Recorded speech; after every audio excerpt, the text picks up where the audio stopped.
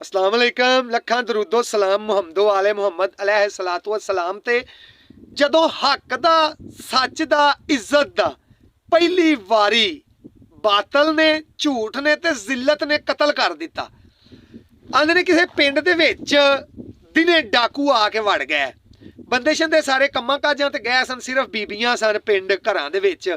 ਉਹ ਲੋਕਾਂ ਦੇ ਘਰਾਂ ਦੇ ਵਿੱਚ ਵੜ ਕੇ ਨਾ ਤੇ ਬੀਬੀਆਂ ਦੇ ਨਾਲ ਉਹਨਾਂ ਬੜੀ ਜ਼ਿਆਦਤੀ ਕੀਤੀ, ਇੱਜ਼ਤ ਉਹਨਾਂ ਦੀ ਤਾਰ-ਤਾਰ ਘਰ ਚੜੀ। ਅਸਮਤਦਰੀ ਕਰਨ ਤੋਂ ਬਾਅਦ ਡਾਕੂ ਪਿੰਡੋਂ ਨਿਕਲ ਕੇ ਟੁਰ ਗਏ ਨਾ, ਉਹ ਬੀਬੀਆਂ ਬਾਹਰ ਨਿਕਲੀਆਂ ਚੌਕਾਂ ਚੁਰਾਹਿਆਂ ਬਾਜ਼ਾਰਾਂ ਦੇ ਵਿੱਚ ਆ ਕੇ ਤੇ ਆਪਣੀ ਆਪਣੀ ਰੁਦਾਤ ਬਿਆਨ ਕਰਨ ਲੱਗ ਪਈਆਂ, ਆਪਣੀਆਂ ਗੱਲਾਂ ਸੁਣਾਉਣ ਲੱਗ ਪਈਆਂ ਕਿ ਮੇਰੇ ਨਾਲ ਉਹਨਾਂ ਨੇ ਕੀ ਕੀਤਾ ਤੇ ਮੇਰੇ ਨਾਲ ਕੀ ਹੋਇਆ ਤੇ ਆ ਕੇ ਮੈਨੂੰ ਉਹਨਾਂ ਨੇ ਕਿਵੇਂ ਕਾਬੂ ਕੀਤਾ, ਕੀ ਹੋਇਆ। ਉਹ ਸਾਰੀਆਂ ਇੱਕ ਦੂਜੇ ਨੂੰ ਗੱਲਾਂ ਪਈਆਂ ਸੁਣਾਉਂਦੀਆਂ ਸਨ।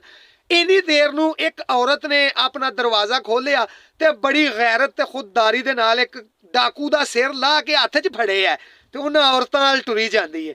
ਜਦੋਂ ਉਹਨਾਂ ਦੇ ਨੇੜੇ ਟੁਰ ਗਈ ਨਾ ਤੇ ਉਹਨਾਂ ਆਖਿਆ ਆਇਆ ਨਹੀਂ ਆ ਤੂੰ ਕੀ ਕੀਤਾ, ਤੂੰ ਤੇ ਡਾਕੂ ਮਾਰ ਛੜਿਆ।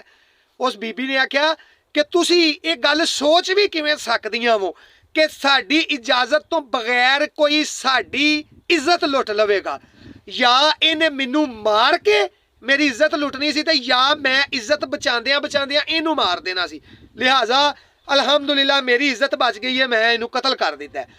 उन्हां बीबियां ने सोचिया कि शाम नू जदों साडियां खसमां ने घर आउणा है ते उन्हां ने आके पुछना ते सही है ना कि इस बीबी ने जो डाकू नू मार छड़िया है, तुसीं क्यों मज़ाहमत नहीं कीती, तुसीं क्यों अपनी इज्जत लुटा के बह गईयां हो।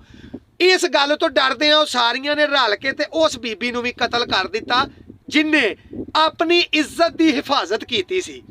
हक दे नाल रहना, हक की गल करना, सच ते डटिया रहना, खलो रहना। जदों दी दुनिया बनी है उदों तो लैके हुण तक अगर दुनिया ते कोई सब तो मुश्किल काम है ना तो वह यही है कि तुसी सच ते पहरा दिओ, सच्ची गल करो, हक दे नाल खलोवो। इंज नहीं हुंदा। अगर तुसी इंज करोगे ना तो तुसी अपनी जान तो हाथ धो पवोगे।